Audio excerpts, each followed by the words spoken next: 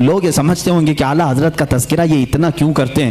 میں کہتا ہوں زندگی بھر کرتے رہو گے تھک جاؤ گے سنتے ہوئے. میں ان کی کتابیں نہیں سنا پاؤں گا آپ کو, ان کی کتابیں نہیں سنا پاؤں گا. آپ سے کسی نے پوچھا تھا پانی کن کن پانیوں سے وضو کرنا جائز ہے, پانی کی اقسام بیان کرنے لگے.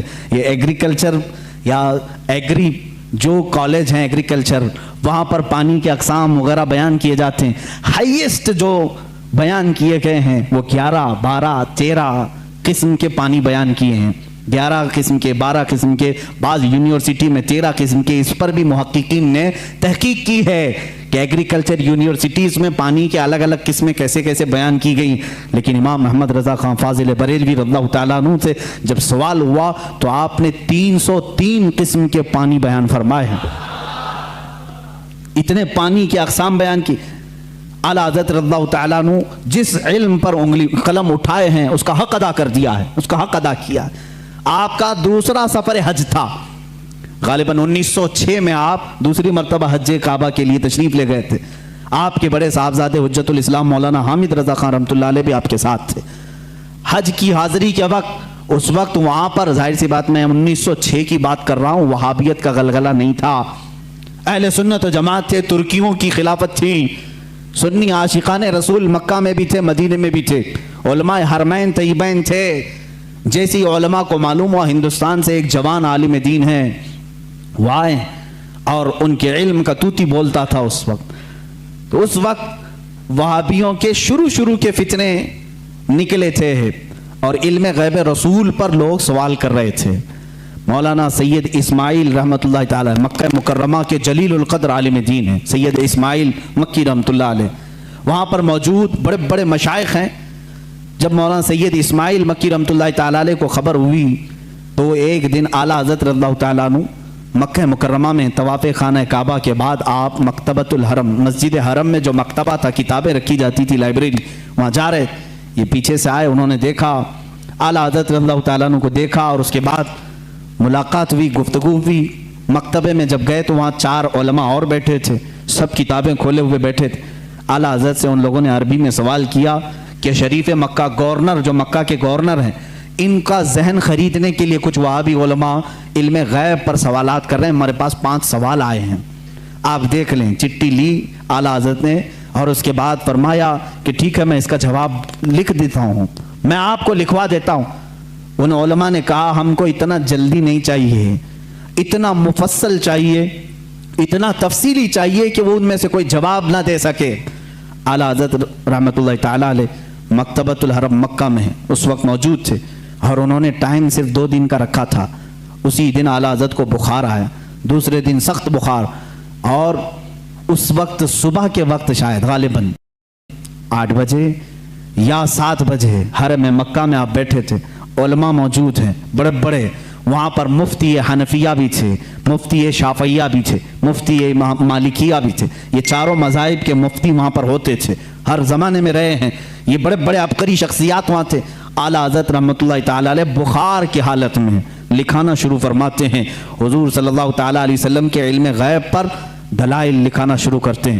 قرآن کی آیتیں پہلے لکھائیں, احادیث رسول جمع کیا, اقوال سلف و صالحین جمع کیا, صحابہ و تابعین کے متعلق منسوب باتیں لکھائی, یہاں تک کہ وہ کتاب تقریباً 200 صفحات پر مشتمل ہو گئی, جس میں دلائل کا انبار ہے. 70 سے زیادہ دلیلیں آپ کی طرف خود سے دی گئی ہیں. قرآنی آیات اپنی جگہ پر, احادیث رسول اپنی جگہ پر, اقوال سلف و صالحین سب اپنی جگہ پر. 8 گھنٹے مسلسل لکھاتے رہے. 8 گھنٹے میں پوری کتاب تیار ہوئی جس کا نام رکھا الدولۃ المکیہ بالمادۃ الغیبیہ. یہ مصر سے بھی شائع ہوئی ہے, جس کو ابھی نام کی تبدیلی کے ساتھ وہاں کے ایک بڑے مشہور عالم, وہاں کے ایک استاد نے شائع کیا ہے, رفع الریب اما نال المصطفیٰ من الغیب. یہ کتاب ایسی ہلچل مچا دی مکہ میں.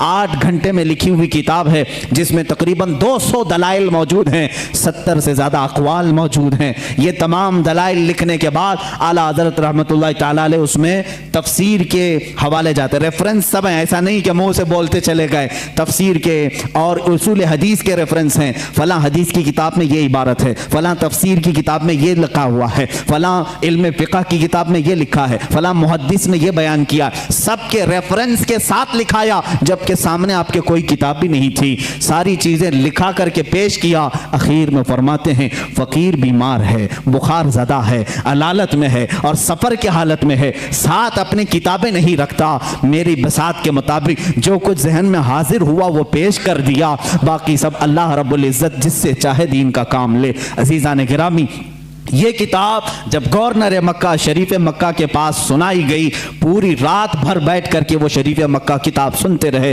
دوسری رات آئی پوری کتاب سنی، یہاں تک کہ علماء مکہ علماء مدینہ حاضر ہوتے ہیں اور اعلیٰ حضرت سے دست بستہ کہتے ہیں آپ اپنی اجازات حدیثہ ہمیں عطا فرمائیں، آپ اپنی اجازات میں ہمیں شامل فرمائیں۔ اسی سفر حج میں اعلیٰ حضرت رحمۃ اللہ تعالی علیہ نے علماء حرمین کو اپنی اجازات عطا فرمائی، لوگ حرم کے علماء سے اپنی اجازت لینے آتے تھے اور حرمین کے علماء نے اعلیٰ حضرت سے اپنی اجازات لینے میں فخر محسوس فرمایا۔ وہاں کے مرجع العلماء تھے، ایک بڑے پائے کے بزرگ ہیں، ان کی بارگاہ میں جب اعلیٰ حضرت پہنچے بڑا ادب کرتے تھے مکہ اور مدینے کے علماء کا، اعلیٰ حضرت نے ان کے زانو کو چوما، ان کے زانو کو چوما، وہ 70 سال سے زیادہ کی عمر کے تھے، انہوں نے برجستہ کہا اے ہندی عالم احمد رضا، حق تو یہ ہے کہ میں تمہارے نالین کو چوموں، حق تو یہ ہے کہ میں تمہارے قدموں کو چوموں۔ اعلیٰ حضرت اللہ تعالیٰ عنہ کو یہ جو مقام دیا علماء حرمین نے صرف اس لیے کہ جب اس نوجوان عالم دین نے میرے مصطفیٰ کی شان میں اگر کسی نے غیب کے علم پر سوال کیا تو قلم سے ایسا جہاد کیا ہے، دانت کھٹے ہی نہیں ٹکڑے ٹکڑے کر کے رکھ دیے۔ اعلیٰ حضرت رضی اللہ تعالیٰ عنہ کا یہ کمال تھا، جس علم میں آپ نے قلم اٹھایا اس کا حق ادا کیا ہے، اور یہ الدولت المکیہ بالمادۃ الغیبیہ میں سمجھتا ہوں اعلیٰ حضرت کی کرامتوں میں سے کرامت ہے۔ پڑھے لکھے لوگ سمجھیں گے، جاہل تو بھوکتے رہیں گے، ان کو کیا فرق پڑتا ہے، کتاب کا نام بھی پڑھنا نہیں آتا تو کتاب والے کو کیا سمجھیں گے۔ ہاں، کتاب جو پڑھے گا وہ ضرور سمجھے گا کہ اتنی ساری باتیں لکھنے والا وہ بھی بغیر سامنے کتاب کے موجود ہوئے، آخر اتنے سارے ریفرنس کہاں سے دے گا۔ میں اگر آپ ابھی مجھ سے کہیں گے فلاں فلاں چیزوں کا حوالہ دو، مجھے کتاب اٹھانی پڑے گی، میں بولوں گا دیکھ کر کے صفحہ نمبر آپ کو بتاؤں گا، لیکن وہ امام اہل سنت ایسے ہیں کہ آنکھیں بند کر کے کتابوں کے حوالے تک بتا دیا کرتے تھے، ریفرنس اسی وقت لکھا بھی دیا کرتے، اور ملانے والے جب جا کر کے ملا کے دیکھتے ایک سطر کا بھی فرق نہیں آتا تھا، ایک صفحے کا بھی فرق نہیں آتا تھا۔